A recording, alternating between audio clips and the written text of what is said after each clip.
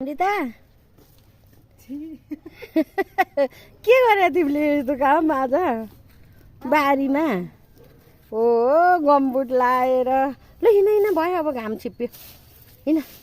भोलि बिहान गर्ने उठ न उठ ओहो मकैको ढोँड काटेर ओहो हाम्रो कान्छीले हेर मकै बारीमा हेर हेर डिरेस यहाँमा कति राम्री भयो कि हो बाबा डिरेस त्यस्तै जुत्ता त्यस्तै गम्बुट लाएर लग्न भरे बारी पनि साह्रै झाडी भयो के हुन नि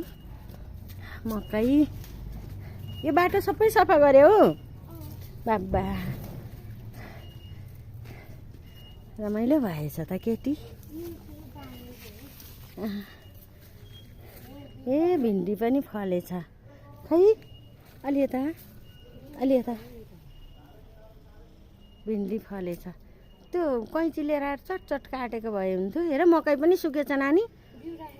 ए त्यो बिउरा है मकै सुकेछ ल हेर यहाँ यो के अरे बन्सिलाम हेर बन्सिलामको बुट्टा कस्तो राम्रो भएछ आज मकै उसिनेर खानुपर्छ है नानी फर्सी मुन्टाहरू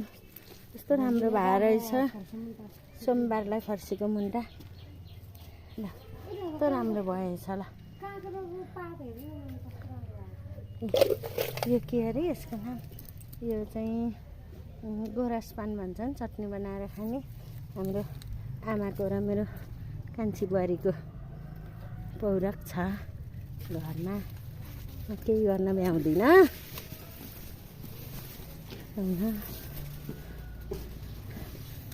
सफा बनाइछिन् है लौ न बरै पन्जा पनि हो कति राम्री भयो कि हो केटी लौ न बरै भिन्डी तरकारी टाउका सेतो खुर्सानी हेर जुत्ता लौ नि बाबाको जुत्ता ल खोला खोला पन्जा पनि लाएर रहेछ अझै ल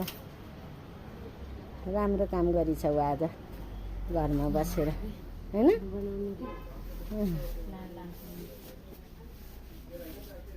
म त खाँदिनँ बरु गर्न सक्दिनँ भ्याउँदा पनि भ्याउँदिनँ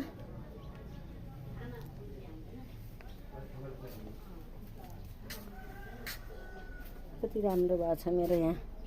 पिँढीमा फुलहरू